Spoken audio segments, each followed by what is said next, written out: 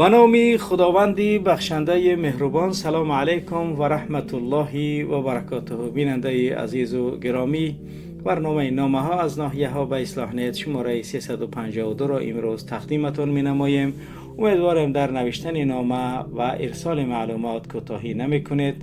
در گذاشتن لایک ها و همه آنچه می بینید با ما همراه و همکار باشید. می توان گفت بیننده گرامی که این نشر برنامه ما بیشتر سر و اسرار آشکار کرده است. از دوشنبه یک نامه غیر عادی آمد. فرزند یک بلند مقام کمیته امنیتی دولتی ملی از بدمستی پدرش و بعضی از سر و اسرار دیگر این اداره پرده می بردارد. نامه رسیده از کولاب هم از آن میگوید که اسمت دولیک، اسمت الله عبدالله زاده، رئیس سابق فرودگاه دوشنبه، معاون مدیر شرکت تلکا تعیین شده است. اسمتی که همگی چند ماه پیش با پرداخت قسمتی از ضرر رسانده‌اش که گفته می شود به چندین میلیون دلار، حدود 1.5 میلیارد سومانی، از زندان آزاد شد و پدپیسکا انویز دارد. چگونه می تواند معاون رئیس بزرگترین کارخانه صنعتی تاجیکستان شود؟ مؤلف نامه از است روشن هم یک راز را آشکار کرده است. این راز مربوط است به بینای نوی سیزای است روشن که چند پیش خبری موردی بهره برداری قرار گرفتن آن را چند از رسانه ها داده بودند. این خبر آن است که سبب و علت اساسی ساختمان سیزای نو این شهر از طرفی یک دامساز را آشکار می کند. عزیز فرا درباره بخیتای سپاریدن شخته شراب نوشتند. مؤلف می گوید که زمین و زمان شراب را خیتای ها غصب و پخش کردند. 1500 خیتای بیشتر به این کارخانه آورده شده است. بله، نامه اول ما از پایتخت.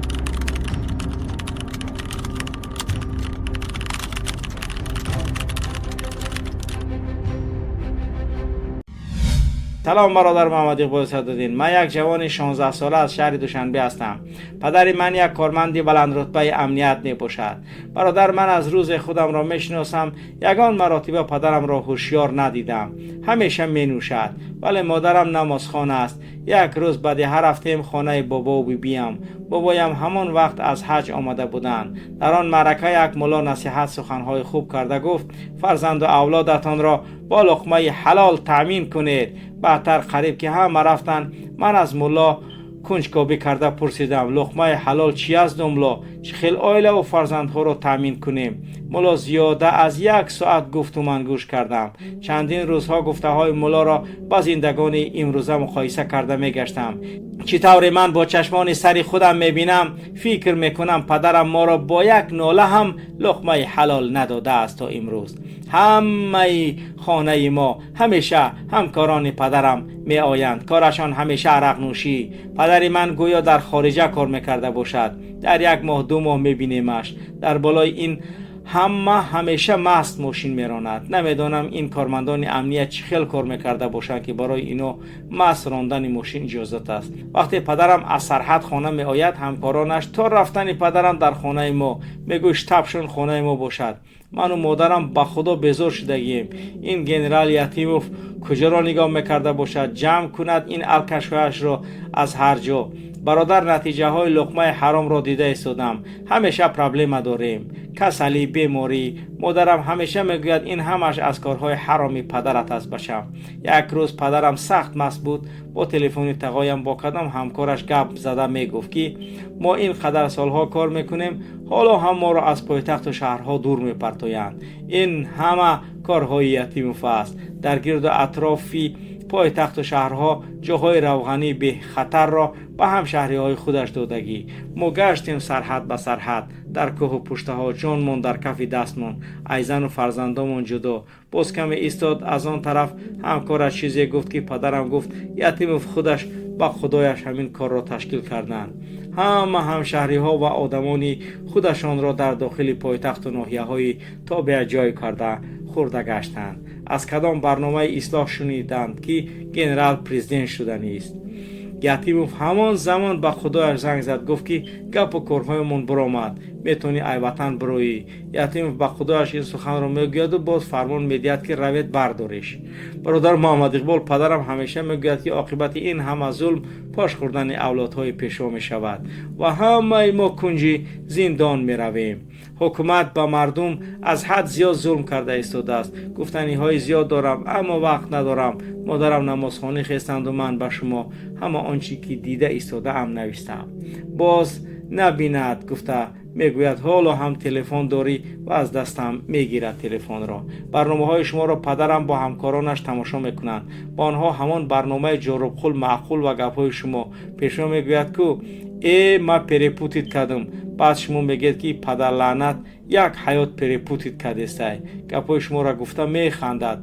باز به یکدیگرشان خیلی اسب چاپلوس سبزی به دست پینگوینگ شاهریخ همین سخنها را با یکدیگرشان بچه های امنیت گفته میخندند. جورب کن؟ جماعت صمیمی رحیم ها؟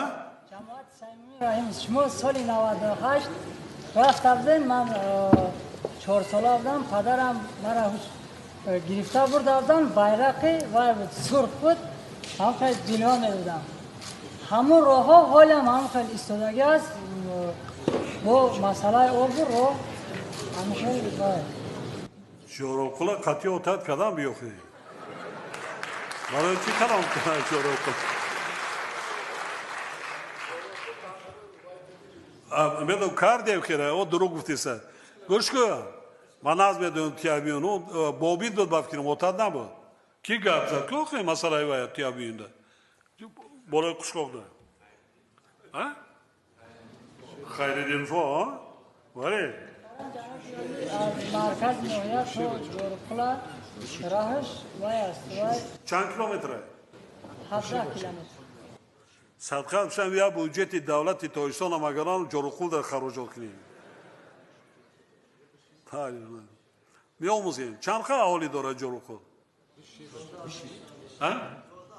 11,000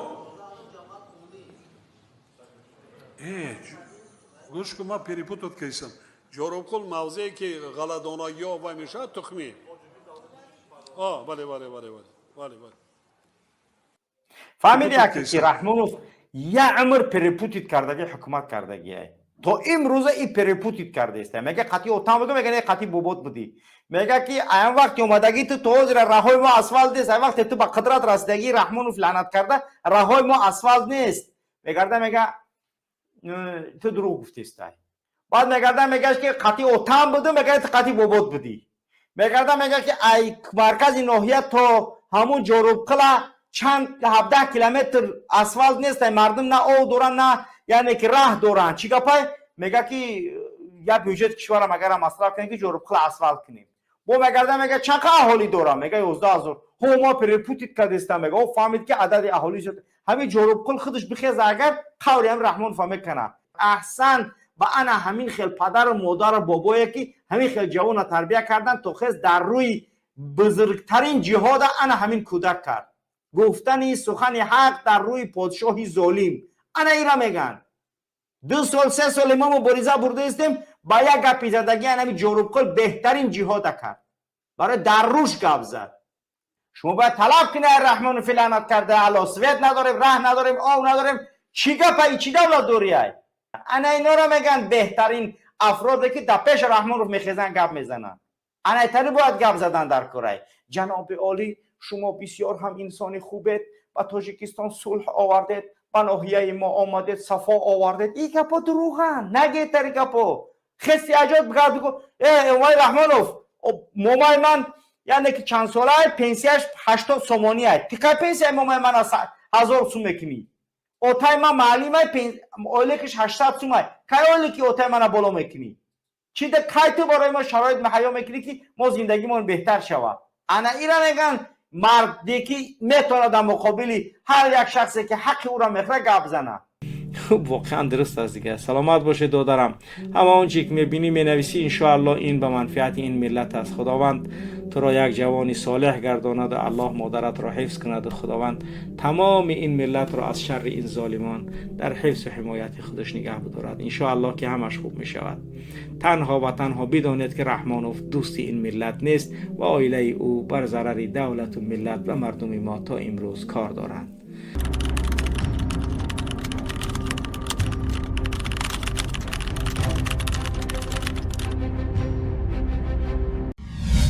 السلام علیکم برادر محمد اقبال سعدالدین. باز هم از مظفر یوسفی پرکرور نقلیات تاجیکستان میگویم. یک شناس هم این حرف ها را زد. گپ درباره آن است که مظفر یوسفی در حضور یک از شاگردانش گفته است که این پاتی اسمت دولیگ یا چی خاطر دیدن. اسمت عبدالله زاده رئیس سابق فرودگاه بین المللی دوشنبه پاتا هم ایترما برووردن هم با وظیفه‌اش دادن. حرامی را بردن در علومی زواد معاونش موندن.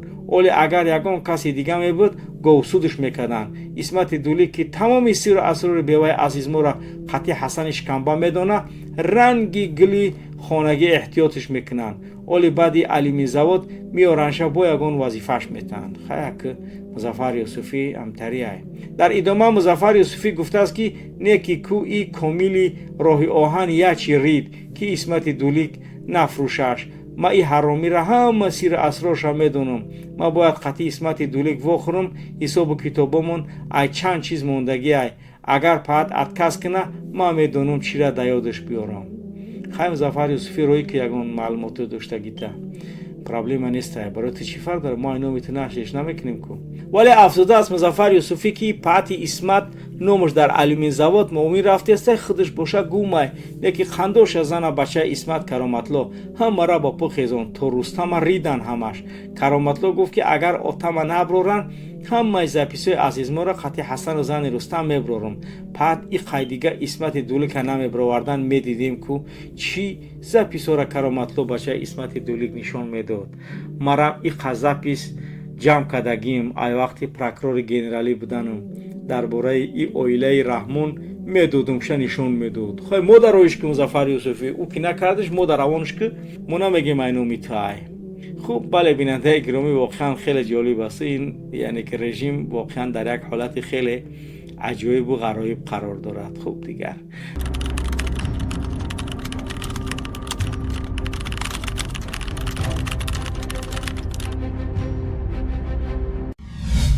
السلام علیکم برادر گرامی محمد اقبال سعدالدین از شهر ایسترفشن برایتون می نویسم. در چند از رسانه ها و شبکه‌های اجتماعی خبر درباره از طرف یک صاحبکار محلی ساخته و با استفاده داده شدن سیزای نو در ایسترفشن چاپ شد. در حقیقت همین طور است.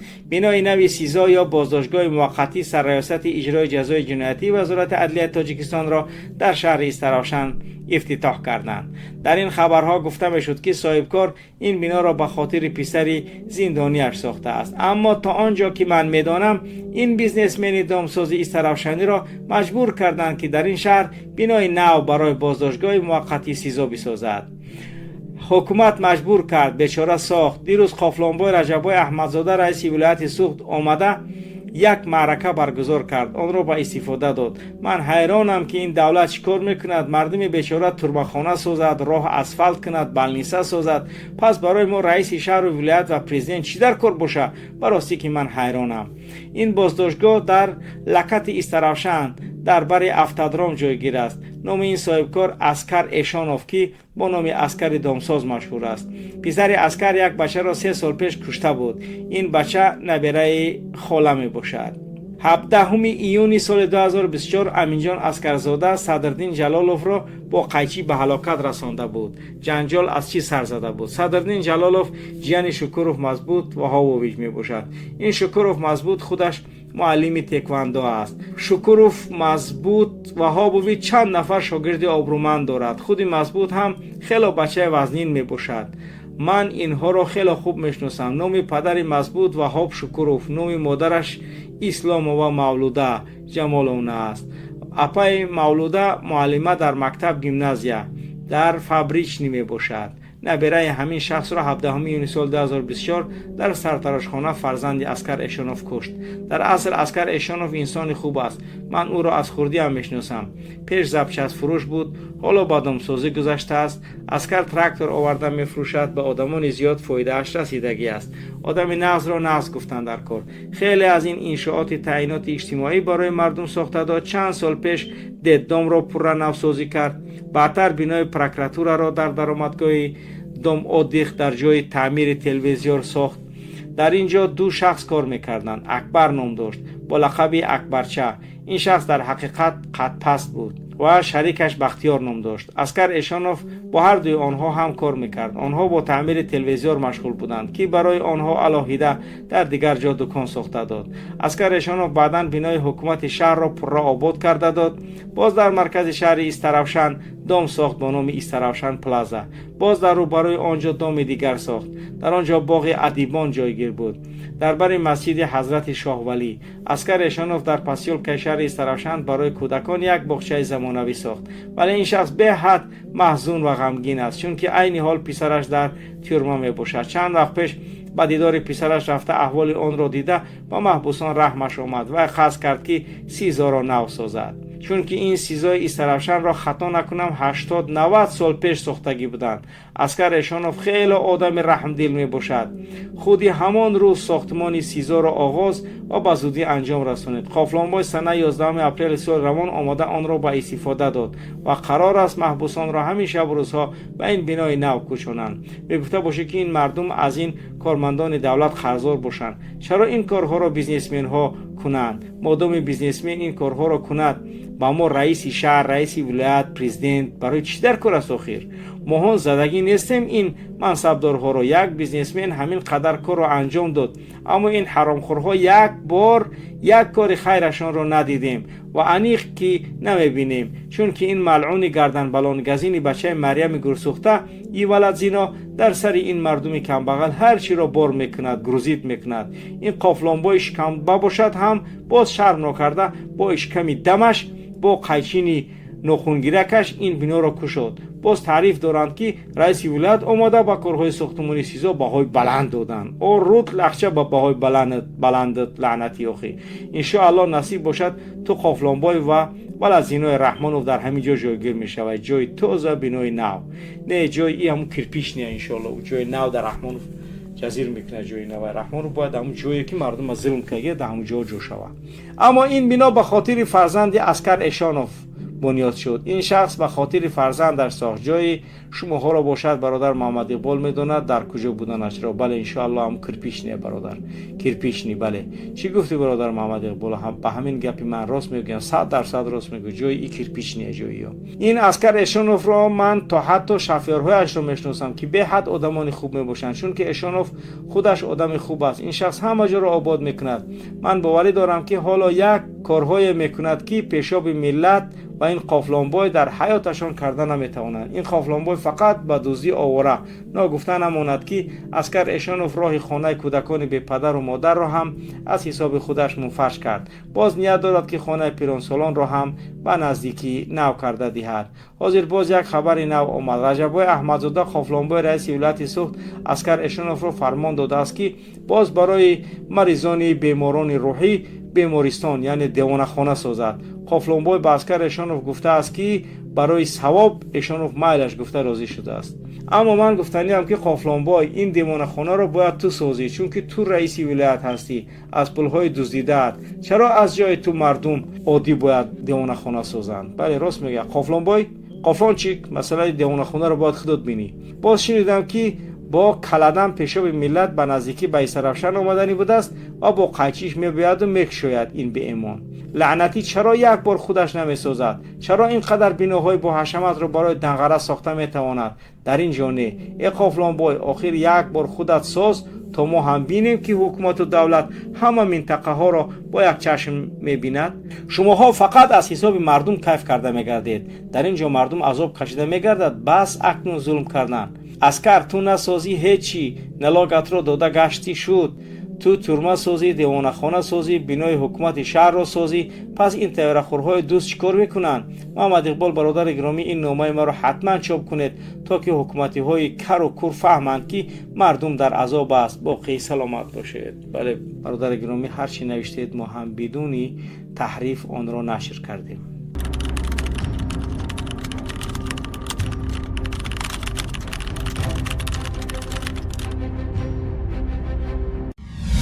سلام علیکم، دانو محمد اقبال، امیدوارم خوب باشید. من از شوراب اسفره برایتان این نامه روان میکنم. این حکومت ما مردم اسفره رو با بازی گرفته است. خیلی از زمین های ما رو به قرقیزها داد و بر عوض زمین و حولی های خوب و ما خانه های پخسگی و زمین های کارنشویی هم گرفت. چند روز پیش با بهانه ماراتون آبادی اسفره تمام خلق رو مجبور کردند پول جمع کرده به صندوق های خیریه آنها برده سپاریم.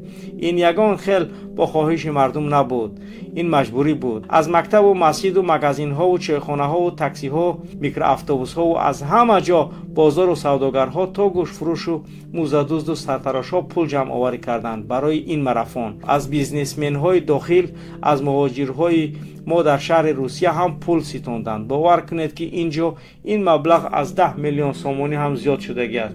اما ما نمیدونیم که این مبلغ رو رئیس اسفره یعنی که جمعزاده بگجو مصرف میکند. از روی بعض معلومات ها گویا به همین قریبی ها رحمانوف اسفره می آمده است و این مبلغ را اساساً برای تیاری سفری امام رحمانوف جمع دارند. حالت و حادثه های دیگری این مسئله یا معرکه ابله و سر باز جمع کنی است. این معرکه هم نظر به سالهای پیشین بسیار هم سخت گذشت، چون که ابله و پولی خیلی بالا رفت. در خبرها گفتند که اسفره در روز اول نقشه را بود کرد. باور کنید که در همین معرکه هم از پدر و مادرها به حد پول کلان جمع کرده گرفتند. و خبر دیگر هم این است که شخت شوراب را هم از دست مردم اسفره گرفتند. شخت کانی انگشتی مشهور شوراب را که هنوز در حکومت پادشاهی نیکلای و امیران منقید استفاده اش را مردم سر کرده بود به خیتای ها دادند. حاضر در این شخت از خیتای 1500 کارگر زیاد آوردگیند. برای اینها همه شرایط را فراهم کرده ایستادند. خانه با تمام شرایط. من در اینجا از سال 2012 است که کار میکنم، اما خانه خود را ندارم، ولی به خیتای ها خانه ها را تقسیم کرده ایستادند. طبق معلومات ها گویا خیتای ها برای 20 سال کنترکت بستند. شما خودتان فکر کنید که خیتای برای چی می آید به وطن ما؟ برای پیدا کردن کار. اما ما برای پیدا کردن کار روسیه و قزاقستان می رویم. چرا؟ مگر خودی ما مردم شوراب در شخت کار کرده نمی توانیم؟ بیش از 100 سال کار کرده پدرانمان آماندند و توانستیم. چرا حالا نمی توانسته باشیم؟ دیرکتور گنرالی شخت یک نفر با نام نسیم جان کریموف از ناحیه واسع ولایت سابق کولاب است. این شخت در اصل پره زخوته شدگی است. آن را چند پره کردگیند و اکثریت دیرکتوران از همان ناحیه های به همه ما و شما معلومند. سالهای پیش وقتی در اختیار دولت بود، یعنی دولتی بود، اینجا خیر و برکت داشت. اما این بیزنسمن های آمده فقط در فکر کیسه و فایده خود هستند. چسنی کردگیند. چه خیلی فورت معاش تعیین میکنند. پیش روزی کاری 200 سومونی می افتاد، حالا تا 150 سومونی بازور است. کارگران خیتایی معاشی کلان میگیرند. شرایط خوب و خورد و خوراکش هم با مراتب از ما بهتر است. کس حیران می شود به کارهای این حکومتدارهای ما که ما مردم خودمان مهاجر کاری ملک‌های غریبی می شویم، اما اینجا حتی کارگر عادی را از خیتای آوردند. وا عجبا. خوب بله بیننده عزیز گرامی، واقعا این دهشت است. اما خوب دیگر حکومت امام رحمانوف است. دیگر باید این را هم دانید که شما زیر کدام حاکمیت زندگانی دارید. خوب بیننده عزیز گرامی، امیدوارم که این برنامه پسند شما قرار گرفته باشد و خداوند ما و شما را از این ظلم و از این ستم ها نجات نماید. با امید پیروزی با شما بود محمد اقبال صدرالدین. سلام علیکم و رحمت الله و برکاته.